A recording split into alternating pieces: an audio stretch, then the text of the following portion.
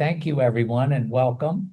This is Empire's End, Press Freedom and the Anti-Fascist, Anti-Racist Fight, and it's organized by the Ida B. Wells Media Defense Coalition. Again, my name is Bob Lederer, and I'll be co-moderator today along with my dear colleague, Amelie Mapp. We started this in January as an ad hoc group of program producers from the Peace and Justice Pacifica Radio Network and affiliate stations around the country, along with other community media advocates. We've been meeting on Zoom since then to develop a vehicle that can respond to the rising tide of attacks on freedom of the press and closely related attacks on political speech. We believe that independent nonprofit media must be fully protected from government repression, political retaliation, and corporate influence, especially when it's amplifying anti-capitalist, anti-imperialist, and working class voices. People's media must not be criminalized, defended, or defunded, or delegitimized for empowering communities or challenging entrenched power. Public media must be racially inclusive and community-led at every level. That's content creation, production, distribution, and governance, to ensure that those historically silenced are central to shaping the narratives that affect their lives. Only through such democratic and inclusive media can we build a society rooted in justice, equal rights, and collective liberation. Our first action was to draft and send a letter to the Pacifica Network leadership, signed by 130 people, asking them to take a strong public stance defending the First Amendment and laying out our principles for the coalition that we're forming. And you can get that text with the QR code on the flyer on the table. We applaud Pacifica for adopting a statement denouncing press censorship and championing freedom of political expression. But to truly bring its declaration to life, it must engage its community of listeners and staff and act in an even broader coalition around a bold action agenda. As Frederick Douglass famously stated, power concedes nothing without a demand. Pacifica and all of us should recognize that diversity, equity, and inclusion must be fully integrated into media structures and practices.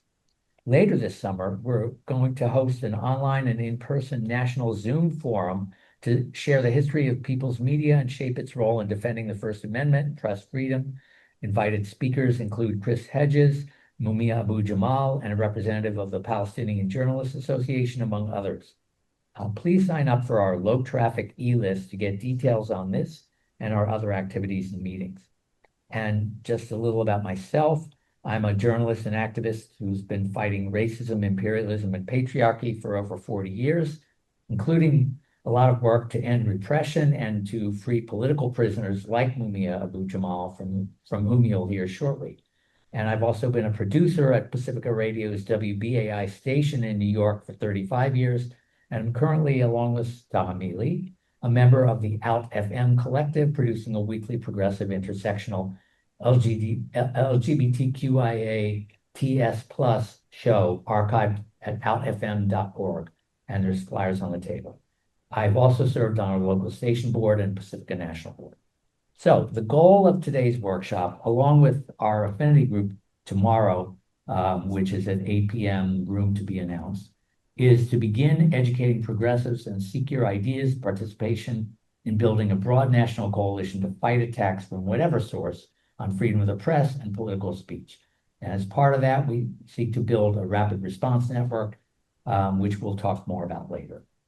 Amelie? Okay, so Beautiful. hi, Mimi. Hi, comrade.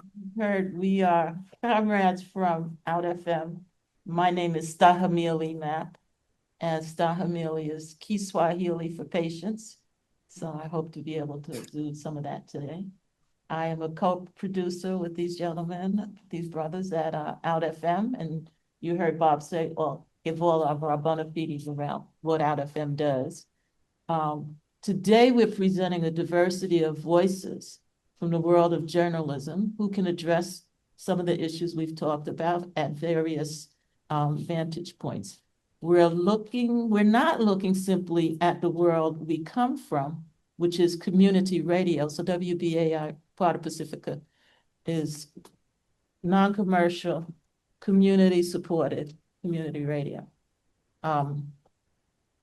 But we're casting but we're casting and looking at a much broader net for all types of media and journalists, print, broadcast, web, and social media. And importantly, we don't detach freedom from the press from the determination of progressive journalists to air the voices of movements of social justice and voices of oppressed groups, both here and worldwide. That includes, especially in this moment of heightened craziness that's going on, demonizing our folks and people of color, immigrants, LGBTQ plus all the other letters, people, and especially trans people, because we're seeing what's happening right now before our eyes, as well as the most viciously attacked on the planet today, the Palestinian people of both Gaza and West Bank. We also note that ICE has made clear that part of why they're seeking to deport some immigrant student leaders of Palestinian solidarity is their educational and organizing statements to the media on that issue. In that spirit, today's speakers will be Dr. Ibrahim Rabaya, and he's the manager of the Palestinian Media Coordination Group, founder, editor-in-chief of 2 Palestinian publications, and a political science professor at Birzeit University in the occupied West Bank. Next speaker will also be Alex Franson, and he's a journalism program manager with Free Press Action and leader of their coalition called the Media Power Collaborative. He's also former Boston Globe correspondent who worked with the Quakers on social justice advocacy. Then we have our esteemed colleague, Mimi Rosenberg, a producer and host of social media and labor programs on WBAI in New York for 56 years. She's been on the air. She's a longtime legal aid lawyer and activist in many movements. And last but not least, we have our brother, Mumia Abu-Jamal, brilliant Black journalist and one of this country's longest serving political prisoners. He will give us an important history lesson on the FBI's role in subverting honest journalism as part of its efforts to destroy progressive movements, particularly Black liberation movements. And we are definitely leaving time today for your participation and brainstorming. Folks like you will be at the heart and soul of successful efforts to fight for our rights. We also want to encourage all of you who attend to follow up with our affinity group workshop tomorrow at 8 p.m., where we'll spend more time seeking your ideas and involvement. We want to come out of this conference with the beginnings of a broad coalition that extends beyond the world of progressive community radio, which is pretty much what we do. And all of you are the perfect people to help us realize that goal. So now I'll hand it off to Mimi Rosenberg, who will give an introduction to our Palestinian media person. Mimi? Thank you, my dear sibling. By way of framing the issues addressed by our first presenter, let me say it's imperative that in the face of systemic censorship and the targeted killing of Palestinian journalists, acts that not only silence truth, but erase lives, that international advocates for press freedom and human rights mobilize legal and legislative and political protections to ensure the Palestinian liberation struggle is told in full, unflinching truth. The voices of those risking everything to report it must be amplified, safeguarded, and never forgotten. And it may very well be responsible for saving the soul of this nation. Dr. Ibrahim Rabaiya is the manager of the Palestinian Media Coordination Group and an assistant professor of political science and international relations at Bezet University. He served as editor-in-chief of Al Hayat newspaper until July 2025 and editor-in-chief of the journal Palestinian Affairs until the fall of 2024, with 20 years of experience in local and international media as a reporter, editor, columnist, and analyst. And now, really, the courageous, truth-telling, filled with samud, the Palestinian, the Arabic word for resilience and continuity and life. We listen to Dr. Ibrahim Rabaiya. Thank you for this opportunity. When we talk about the Palestinian media, actually, I can say that we are passing a very, very difficult time. I am Ibrahim Rabaiya. I am the director of the Palestinian Media Coordination Group, which includes the Palestinian Journalists Syndicate, the Publishers Association, and the Radio Stations Association, besides the Palestinian or Birzeit Media Development Center. Since October 8th of 2023, we lost around 226 media workers in Gaza and the West Bank. And actually, this is the most difficult period for the Palestinian media ever. Even we had a very, very difficult violations before, and every year we recorded in our media institutions and mainly the Palestinian Journalist Syndicate violations and thousands of violations about Palestinian or against Palestinian media. Most of these colleagues were killed by a systematic targeting in Gaza Strip. And the Palestinian Journalist Syndicate, the BJS, recorded evidences about this systematic targeting in Gaza. Also, around 440 were injured. Some lost their limbs, and it is difficult to deal with their injuries in Gaza due to the collapse in health sector. The BJS worked with international partners, international institutions to send several outside, but this became impossible since the collapse of the last ceasefire. Around 47 journalists remain in detention now, and this is out of 80 the BJS recorded by last May.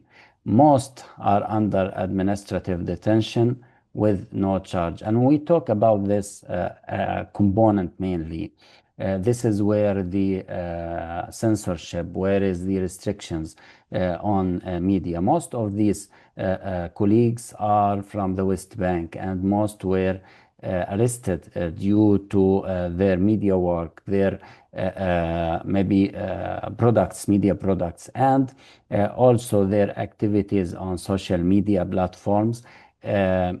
So when we talk about the administrative detention, this is what is the situation since October 8th, 2023, and mainly based on the opinion due to the Israeli restrictions, the military restrictions mainly, which is targeting the journalists themselves, the media outlets, by preventing specific outlets from working in the West Bank, in Gaza, and Israel. For example, we talk about Al Jazeera. And also preventing international media from entering Gaza Strip, and also with more restrictions on the West Bank these days. The BGS have reported also unprecedented rates of torture and humiliation against the colleagues who were arrested in this period. We talk also about the sector itself, the media sector itself in Gaza. Now the media sector in Gaza is completely destroyed. We lost around 82% of our media outlets in Gaza. And for example, the publishers and the radio stations, their early estimated losses are around $125 million. This included institutions, buildings, instruments, equipments, everything. Also, the displacement forced the media workers to move from the north, where 85% of the media outlets were concentrated, to the south, where is no infrastructure. So we established, and mainly the PGS with the UNESCO and the International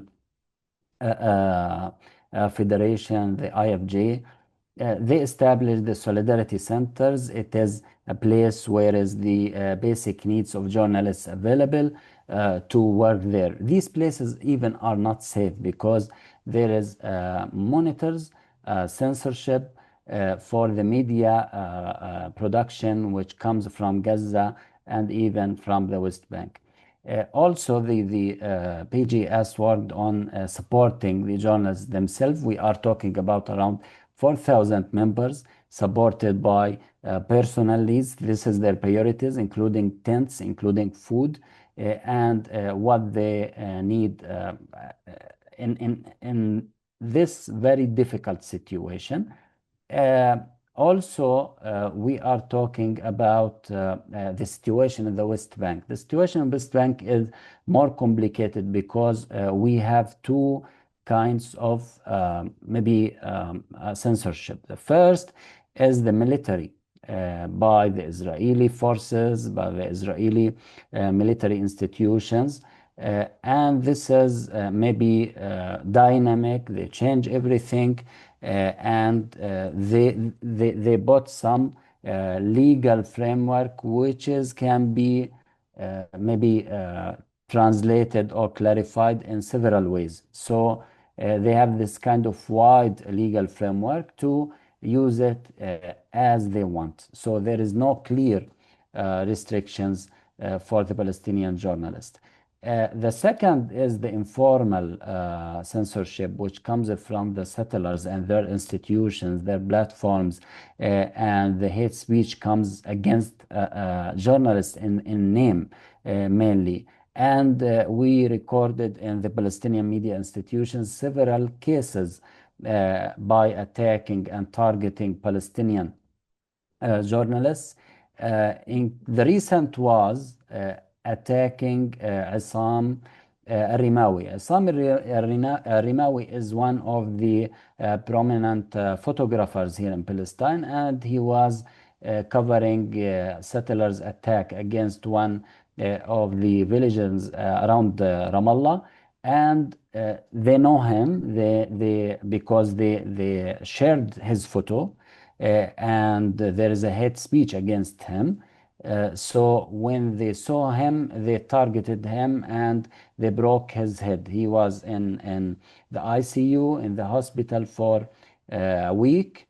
And this was one of the recent and difficult cases. Some said he has never witnessed such kind of violations, such kind of systematic targeting.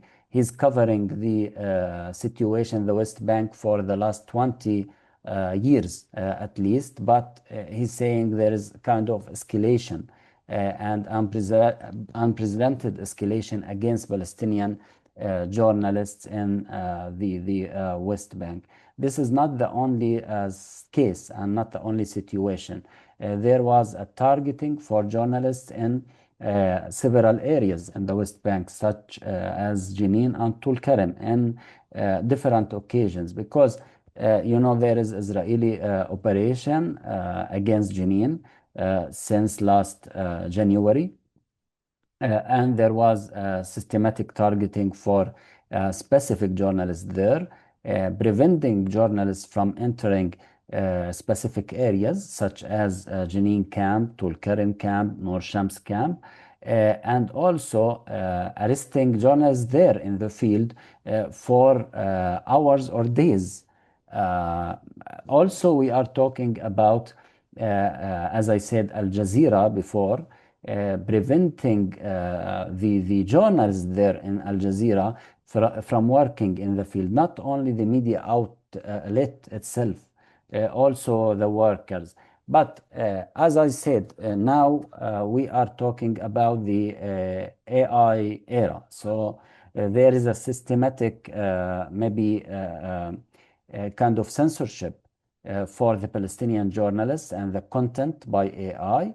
And for the last weeks, the spokesman of the Israeli army was talking about 3,000 recorded cases based on the social media, maybe content for Palestinians, including journalists, for them, for the Israeli army. And each time they come to the house of the journalist and they arrest him from his house, no worry, where is him in area A, B, C, in any city. So they reach anywhere in the West Bank, in Gaza now, and arrest the Palestinian journalists. Also, there was reports about using AI for the systematic targeting, and I think Human Rights Watch recorded this before. They talk about Lavender AI app and other apps to maybe reach intellectuals and several maybe activists in Gaza, including journalists. And this kind of systematic targeting, as I said, the PGS recorded. There is high rates now for the Palestinian journalists of maybe fears from the protection. They need protection. They need support, international support. They need code of ethics and more pressure on the Israeli authorities to maybe implement the international laws, the international maybe codes of protecting journalists in such situation in the West Bank and Gaza. Thank you. I want to just say two things. I can't help, but there's a good piece of breaking news, and that is that courts once again have ordered the release of Mahmoud Khalil, who is the Columbia graduate student who was picked up, abducted, and has been held in Louisiana as a result of being an intrepid humanist who speaks for the Palestinian people, which he did on the Columbia campus. So we will see if once again the government administration acknowledges the rule of law and the authority of the courts to release Mahmoud Khalil. I also want to say that we're doing this in this presentation, which is very modestly given because you were listening to a former political prisoner, which is the case of virtually every Palestinian that has any community involvement or simply believes in the self-determination of the Palestinian people, and no less Dr. Ibrahim Rabaiya. And we do this and bring you this in the name and to raise up once again the great Palestinian American journalist, one of the famous journalists in the world community, Shireen Abu Akleh, who was targeted for killing by an elite unit of the Israeli Defense Forces. And there was then the cover-up by the US, the Biden administration, as to who specifically wielded the armaments that targeted and killed her in the city of Jenin. With that, I want to say the Palestinian Media Development Fund is a national initiative for the Palestinian Media Coordination Group in partnership with the International Journalists Association and UNESCO. It aims to create a national hub where the national priorities of the media sector in Palestine are presented collectively, and the international partners help the Palestinian media to achieve these goals. Currently, the Palestinian media is suffering to survive under the genocidal wars, pressure, and the ongoing suppression. Thus, the Palestinian Media Development Fund, will try to work on sustainability for the West Bank and reconstruction for Gaza media. And if you think there's any kind of exaggeration as to what we present as to the suppression and censorship of a genocide, just yesterday, I was in the process of broadcasting from Gaza, from one of the aid sites, when our guest, we heard some noise and so on, and our guest was one of the people who was shot. And this happened on air. And of course, the connection then went blank. I am pleased to say that I at least have found information that he has survived, although he is gravely wounded. But once again, in the effort to get aid, I have to say that there were more than 50 yesterday Palestinians that were assassinated. And Mike Ferna, one of the veterans for peace who was on a 40-day fast in front of the U.S. mission to the UN, said it best, saying that in Nazi Germany, in the death camps, they led people to the showers. What is happening in Gaza now is they are leading people to the aid sites. I think you get the analogy. So free Palestine, and very much thanks to the education we just received from Dr. Ibrahim Rabaiya. So thank you for that. I couldn't help but go on a little bit longer, given the genocide and ethnocide of our siblings in Palestine. And indeed, free Palestine. Thank you so much, Mimi, for that framing and background. Let's now turn from the international to the domestic media scene. And I'm going to introduce the next speaker, Alex Franson. He's the journalism program manager at Free Press Action, where he works to advance policy change to support local news. He also facilitates the Media Power Collaborative, a national coalition of community and media leaders calling for bold public investment in local journalism and civic information needs. He previously worked at the Friends Committee on National Legislation, a Quaker lobbying group on Capitol Hill, and as a correspondent at the Boston Globe. Alex and his group, Free Press Action, were originally going to co-organize today's workshop with us, but unfortunately he was no longer able to do that. But you can sign up for Alex's email list on the website mediapowercollab.org, or you can email him at afransen, F-A-R-N-D-S-E-N, at freepress.net. And now we'll hear from Alex. Hey everyone. Sorry I can't join you in person in Atlanta, but I'm really glad I at least have the chance to share this recorded message with you all. My name is Alex Franson, and I'm the Journalism Program Manager at Free Press Action, where I work with community leaders and lawmakers to advance strong, equity-driven policies that support local news and civic information.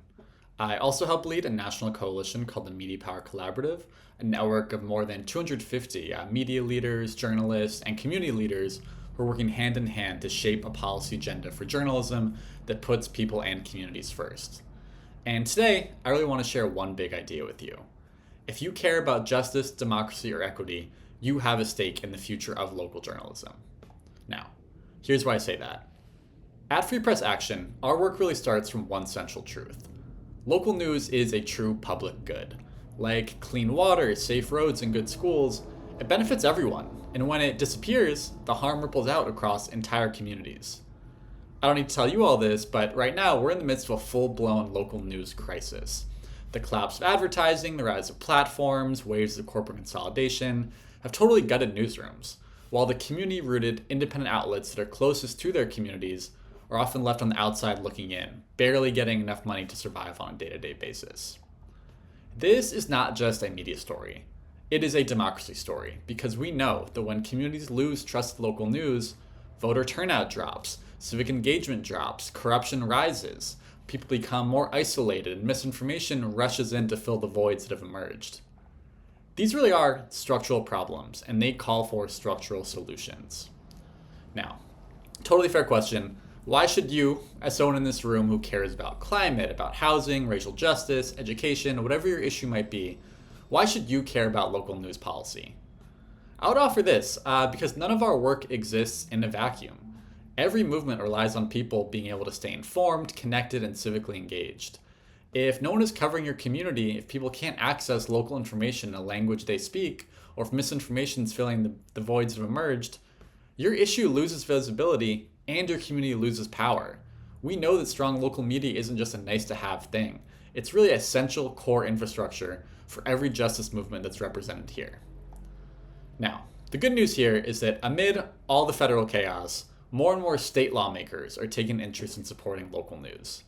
One really promising idea that we've been organizing behind is this concept of public grant making for community media. Essentially, public funding to support local news distributed through independent, community-rooted grant-making bodies. For instance, we helped launch the New Jersey Civic Information Consortium. This was the first state-level public fund of its kind in the country to support local news.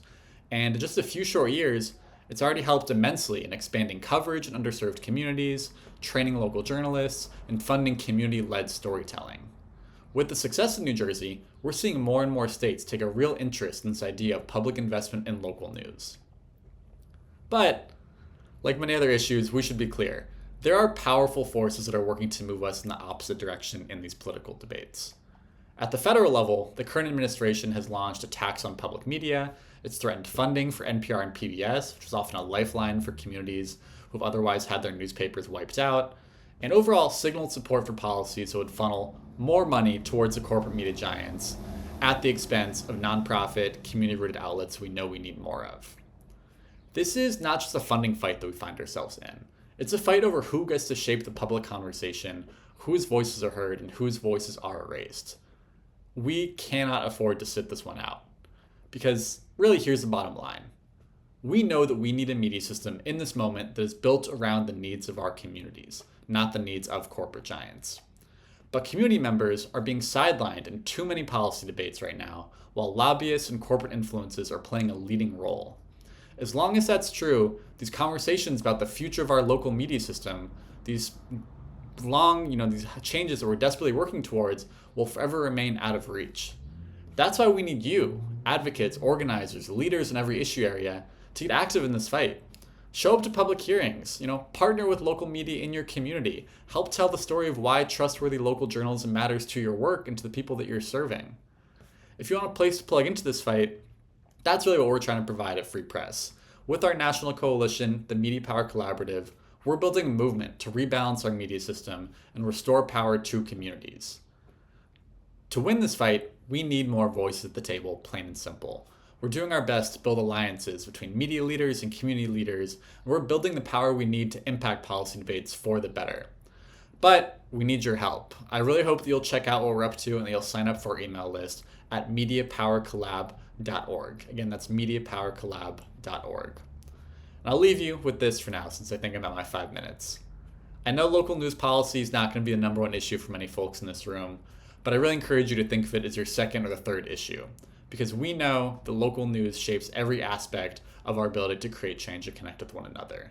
If we want a media system that serves our democracy, and not just the powerful, we all need to start showing up for it.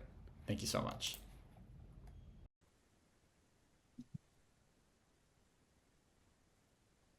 Okay, thank you for that presentation. And so it's my job now to introduce Mimi Rosenberg, who we've already had the opportunity to hear speak a bit. Mimi is going to give us a presentation. So let me just say that she's been a WBAI producer and host since 1968. She currently co-produces 2 weekly programs, which we invite you to listen to. You can get it on the net. Building Bridges, Your Community and Labor Report is one program she does, and another program, we wonder how does Mimi have time to do all of this, but she does an excellent program. Second program called Equal Rights and Justice. She has served on WBAI's local advisory board and written papers on community media. She is also a longtime lawyer with the Legal Aid Society, serving low-income and migrant clients. In addition, she is an activist in many movements for social justice, anti-racism, and liberation. So I give you Mimi Rosenberg. Oh, thank you. Thank you for that gracious and kind introduction. And greetings to all of you, you beautiful people. I can just see it in my mind's eye. We who organized this workshop carry the name of Ida B. Wells as a banner, a woman of African ancestry, born into slavery. She stood unflinching against the lynch mobs, exposed the machinery of white supremacy, and demanded justice with pen and fire. Today, as a fascist regime tightens its grip on all branches of power, we rise in her tradition, knowing, as Malcolm taught, that the media can shape the world's view of us, and so must be wielded by us. Oppressed by the people, for the people, must tell the stories of those who built the wealth, yet remained shackled by the system. And in doing so, it educates, agitates, and organizes toward a future of equality and liberation. It must. Now, we gather here today as concerned individuals to grow a coalition, united in determination to resist the escalating suppression of political expression on the page, through the airwaves, and across the digital commons. In every language of resistance, we speak truth from below, building a media that is not just a mirror, but a megaphone for the people. Ours is a collective voice rising to educate and agitate and organize until every story serves liberation, not domination.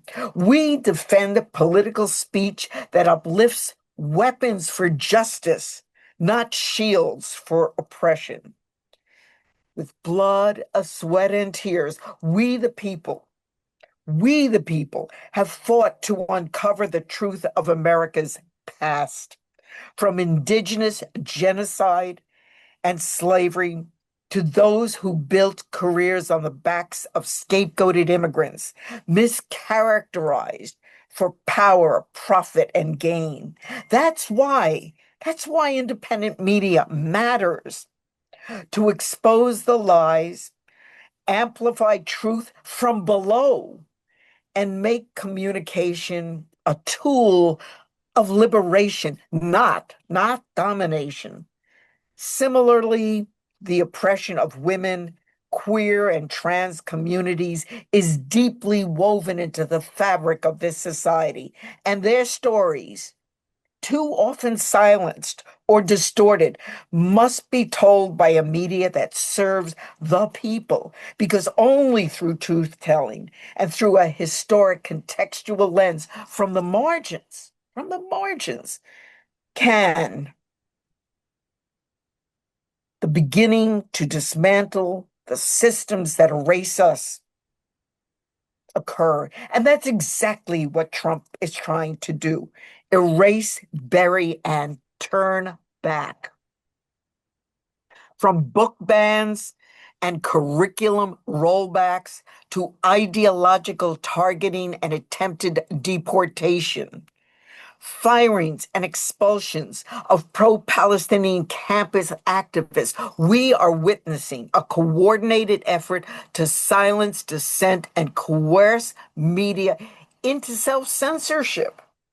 Increasingly, these efforts are accompanied by false accusations of anti-Semitism or claims of reverse discrimination and red baiting to discredit movements for justice and obscure the real issues at stake. At its core, this is about controlling public information to prevent people from accessing the knowledge to inform the theory for organizing for transformative change. These are not new assaults, however. They are part of a long and dangerous tradition. Recall, we started with Ida B. Wells, who, for her journalism, her truth-telling, had her newspaper office destroyed by a mob and was forced into exile. But she never stopped speaking. Now, from the Alien and Sedition Acts to the Patriot Act, the U.S. has a long history of suppressing dissent and targeting truth tellers. Anti-war voices like Eugene V. Debs, civil rights and Black power leaders under COINTELPRO, and whistleblowers like Daniel Ellsberg, Chelsea Manning, and Julian Assange have all faced state repression. Journalists exposing government abuse from Vietnam to the CIA's role in drug trafficking have been silenced, surveilled, or discredited. Most recently, activists like the Uhuru Three, Black socialist activists and their supporters, were indicted for conspiracy to act as agents of a foreign government, a politically motivated attack meant to chill radical speech, delegitimize Black-led movements, and reassert state control over narratives that challenge U.S. empire. The pattern is clear. When truth threatens power, repression follows. Moreover, according to the Palestinian Journalists Syndicate, as of May 2025, at least 212 Palestinian journalists have been targeted and killed since the start of the Israeli assault on Gaza on October 7, 2023. And it's part of a deliberate policy aimed at silencing Palestinian voices and erasing the narrative of the oppressed.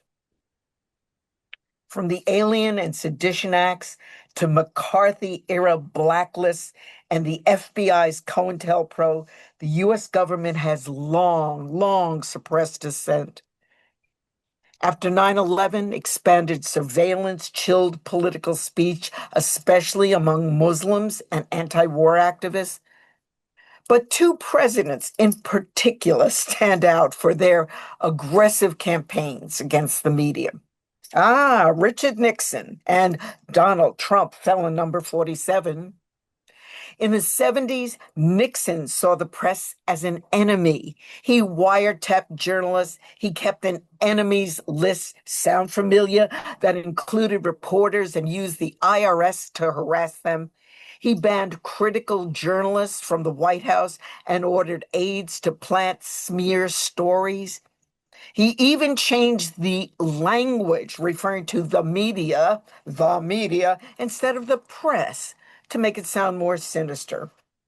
And when the New York Times and Washington Post even published the Pentagon Papers exposing lies about the Vietnam War, Nixon tried to stop them in court.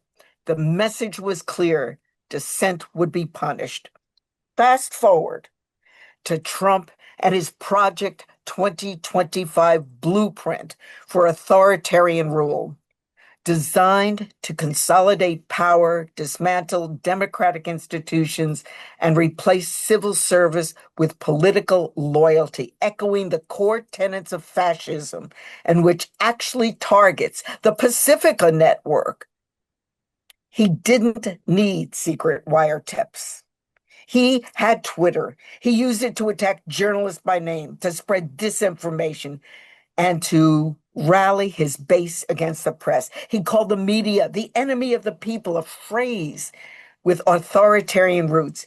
He rooted press credentials, he revoked them, threatened to change libel laws, and commenced to defund public media, gutting NPR, PBS, and community voices to silence dissent and tighten control, and has floated the FCC pulling broadcast license from critical networks. Why do they fear a free press, finally? Because truth disrupts control. It exposes what power hides, amplifies voices they'd rather silence, and demands answers they wouldn't give. So they smear, censor, and intimidate, hoping fear will do what force cannot. A free press gives voice to the voiceless. It amplifies protest. It challenges injustice. And the suppression of dissent, protest, and press freedom is escalating. Witness Ramsaya Osterk, the Tufts University PhD student who was abducted by mass federal authorities and faces deportation after writing a single op-ed on the killing of Palestine. Now, this forum isn't just a witness to repression, it's a call to rise. We're not here to take notes on injustice. We're here to organize, to resist, and to transform. But let's be honest, media institutions, even our beloved Pacifica network, haven't just been attacked from the outside. They've been weakened from within by a lack of diversity, democratic leadership, and deep community roots. And if we want media that can fight back, it must be built by those who have been silenced the longest. It must be bold, inclusive, and unafraid. It must educate, agitate, and organize. So you see, we're not just defending press freedom, we're reimagining it.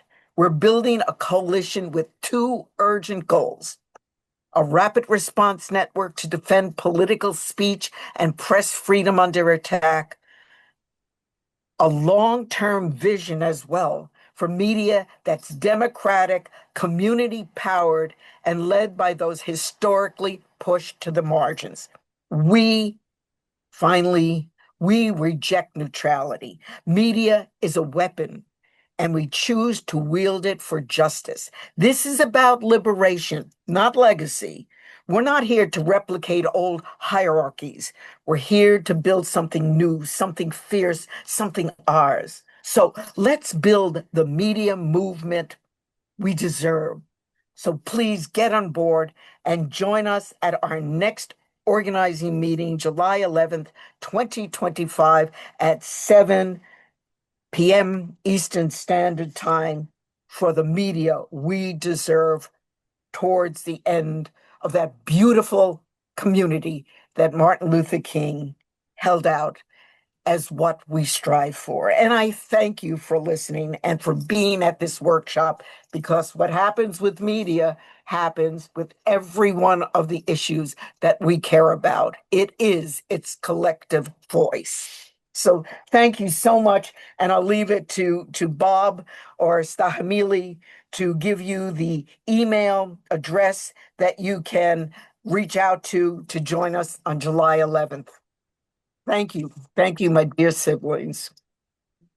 Thank you, Mimi Rosenberg, for that really rousing presentation. Really gives us our marching orders. And we will give those details a little bit later in the program, but right now we're thrilled to introduce our keynote speaker. We're honored that Mumia Abu Jamal recorded a special message just for this workshop earlier this week. And so Let me just give you a quick background on him for those who may not know his history as a journalist. He's one of the country's longest held political prisoners, held now for 43 years, and one of its most brilliant journalists. In 1981, he was shot, nearly killed, convicted of murdering a Philadelphia police officer and sentenced to death, partly based on his writings as a teenage member of the Black Panther Party. Mumia has insisted on his innocence. His conviction came in a trial that Amnesty International showed extensive evidence of prosecutorial, judicial, and police misconduct, and effectively stripped him of any meaningful legal representation in violation of international legal standards. He is now serving life without parole after his death sentence was ruled unconstitutional.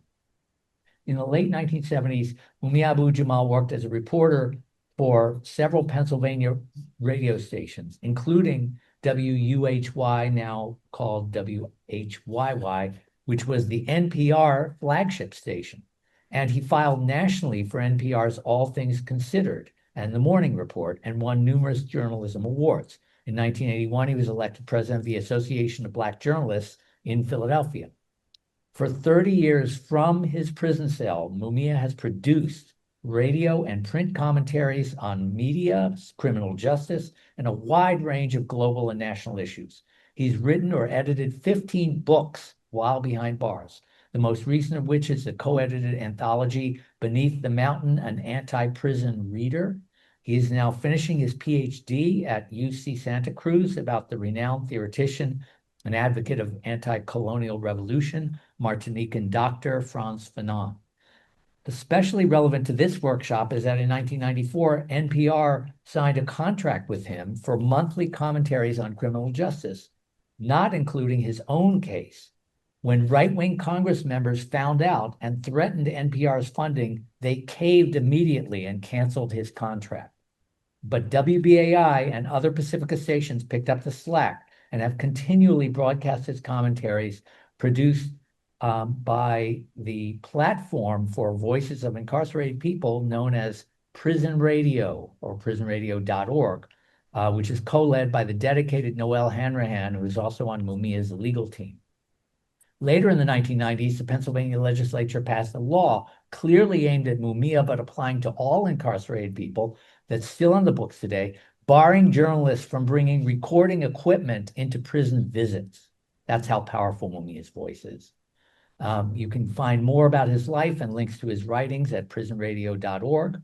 And it's important to say that it's largely the corporate media with their constant pro-police reporting on his case and many others and putting forward lies that has built the public support to keep Mumia locked up.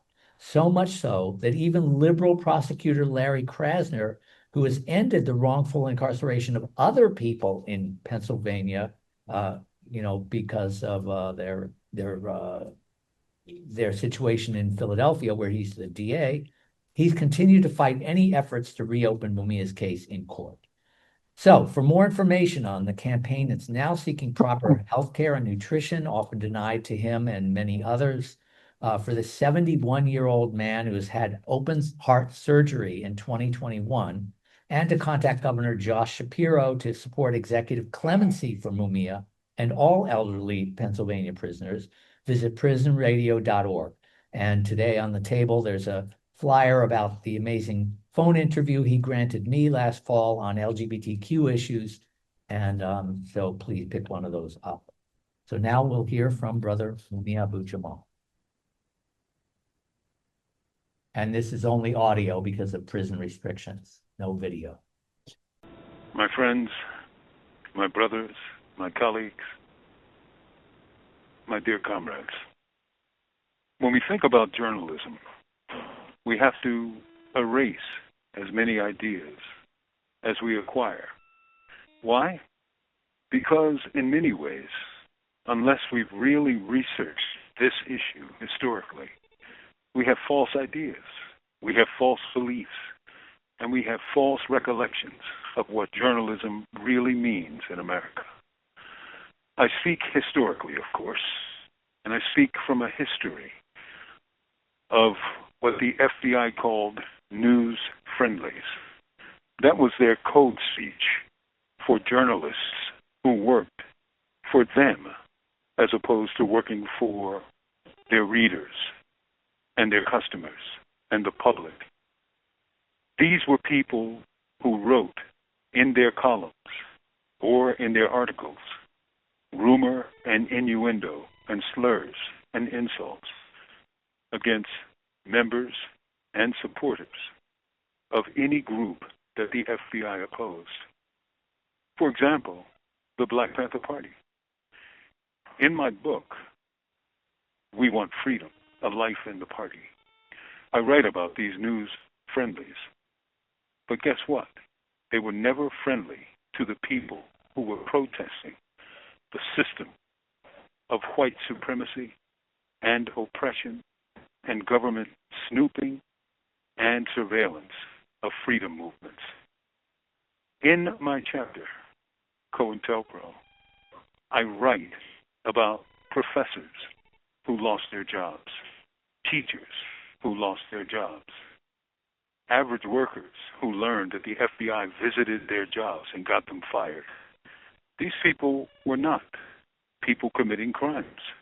They were people who opposed how the government was doing what it did every day. And we're talking about decades ago. And there are dozens and dozens and hundreds and thousands of such people. This in a society that claims that there is freedom of speech, freedom of assembly, freedom to speak, to think, and to let others know. This is a call from Pennsylvania State Correctional Institution, Mahanoy. This call is subject to recording and monitoring. About the wrongs supported or done by the government of the United States. I write that the FBI was, in essence, a political police because they served a political function. And they treated Americans, people born in the United States of America, whether they were black, whether they were women, whether they were supporters of workers' rights, whether they were communists, whether they were feminists, or whether they opposed the war. They treated these people as if they were enemies of the state instead of enemies of the government entire. You can oppose what the government does. That is supposedly your right. But if you get fired for that, if they are supporting rumors in the media that lead to people being divorced, or worse, think about Fred Hampton sleeping in his bed in December of 1969 when the FBI supported a raid on his apartment, ostensibly for weapons, and they killed the man in his sleep, in his bed, with his wife. We forget that, don't we? That's pretty convenient. And we like to think that the excesses of the government today. This is a call from Pennsylvania State Correctional Institution, Mahanoy. This call is subject to recording and monitoring. Are something quite extraordinary. We cannot ever forget what happened in this country for years, for decades, against people who spoke out against the government or who organized against this state. There was a saying by a deputy director of the FBI about the Reverend Dr. Martin Luther King Jr. That guy, William Sullivan was his name, said that King was the most dangerous Negro in America. Can you imagine? So when we talk about journalism and we talk about the mores of journalism, we cannot and should not forget what happened in this country. We're looking at, right now, a new era in journalism, right? In some ways, it's the democratization of journalism. By that I mean that every person who has a cell phone can perform the function of a journalist without any special training. All he or she has to do is point and record. We saw that in the George Floyd case. a 17-year-old young lady turned her phone on and recorded that injustice. And you have to know, if this 17-year-old had not done that, then that whole situation would have been reported differently, because we would not know anything other than what the state, the government, the police wanted us to know. We live in a new era, but we cannot forget the errors, ERRORS, the errors of the past. In this new era, we have to think about journalism differently now. It is a citizen's right to use their phones to record that what they wish to record, that what the state does every day and usually goes unrecorded because their cameras malfunction or they were never turned on. So the people have to think about journalism differently, not as a profession, but as something that citizens do and people do every day to record what the state is doing to them. The other thing is this. When I talked about COINTELPRO, these were secret files, remember? A group of very young people in Media, Pennsylvania, raided an FBI storage house and seized those documents and sent them to reporters all across the country. And in many ways, they changed people's minds about what was happening in their name by the FBI. I talked about the FBI's news friendlies, but guess what? In every major newspaper in America, especially if they have a foreign desk or a foreign affairs department, there is usually an approved reporter who sits in that department. And that person is really working for the CIA, because being a journalist is a perfect cover for spies. They have a byline usually, they have journalistic ID, and they say they represent a newspaper. They don't say they represent the government, but in many ways they do. And just like you had news friendlies, you have CIA people who are listening to what's happening in newsrooms and using their place in journalistic systems to transfer information to readers who really have no deep knowledge of who they're reading. So journalism is not what it used to be. But let's not be foolish, and let's not paint it as if it was a perfect picture. It never was, and it never will be. It's a business, it's an industry, and it's always in transition. We do live in a new era because of the transformation of technology. But how that thing is used is also important. I rarely use the term social media. People I talk to are aware. When I discuss it, I say anti-social media. And that's because of its effect on young people and how young people are deeply harmed by what they hear and what they see on anti-social media. And that, again, is because industry is pushing people to the limits to make more money. I don't know if journalism will succeed in this new era. I know that it has to be transformed from a voice, print, and a scribe for those in power, and begin reflecting the ideas of average people. People should be the power in a democracy, not politicians, not the CIA, not the FBI, not then and not now. Journalism has to become the voice of the people.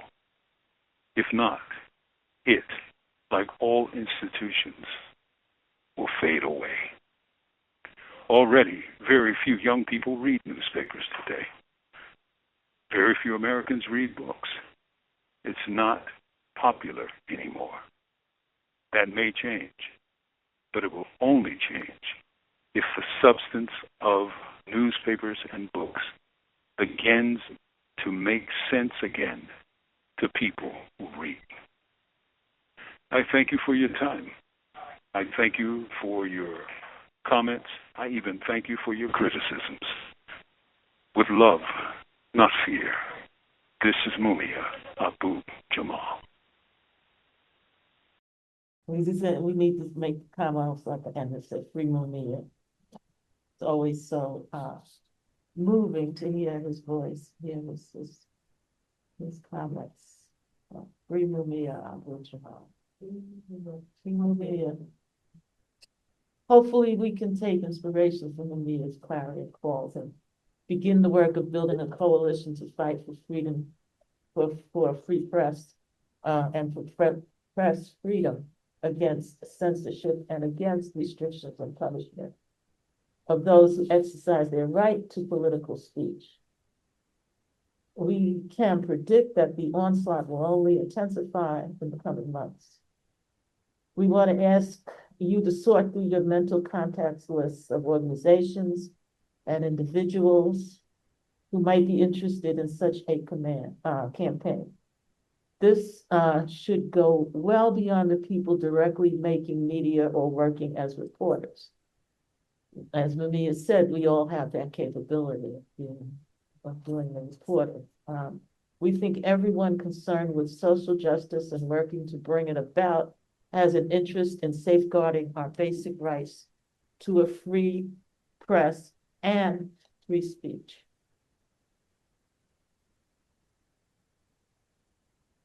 One very important part of our work will be responding in real time to attacks on political speech, freedom of the press, and censorship, particularly in cases where there are not large and well-funded networks that are doing that work already. In this country, Palestine, and elsewhere, journalists have been imprisoned, threatened, and even killed.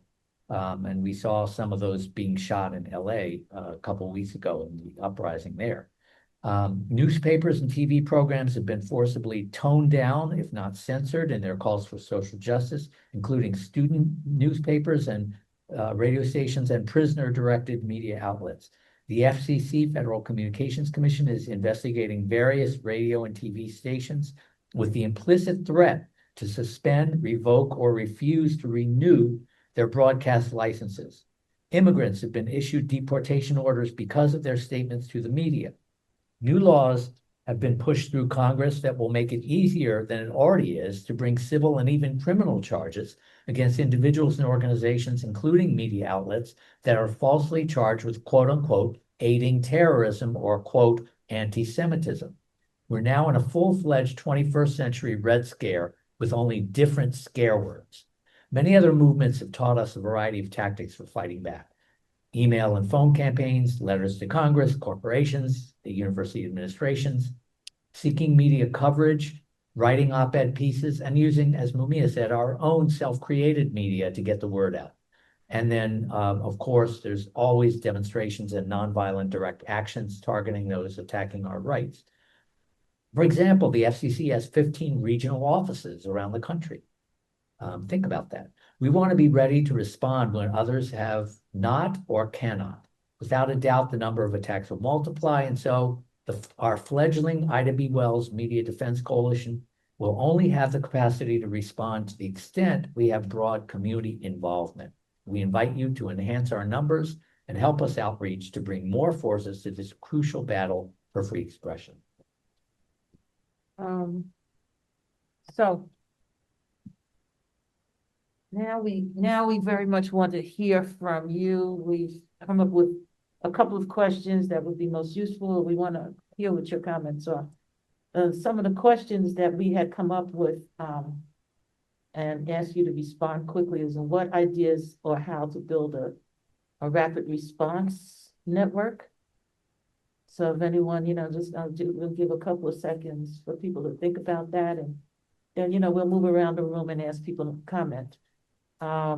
Which groups and individuals can you approach locally about supporting our coalition? So we're trying to build a coalition here, okay? And how can grassroots media continue to support student groups and others, organizations around exercising their free speech and other free speeches? Because we understand that systems are getting shut down, right? And so we got to do this independently. Do you want to say a few words, or shall we just No, start let's answering? open it up. We're Let's open it sorry up. this is so late. There's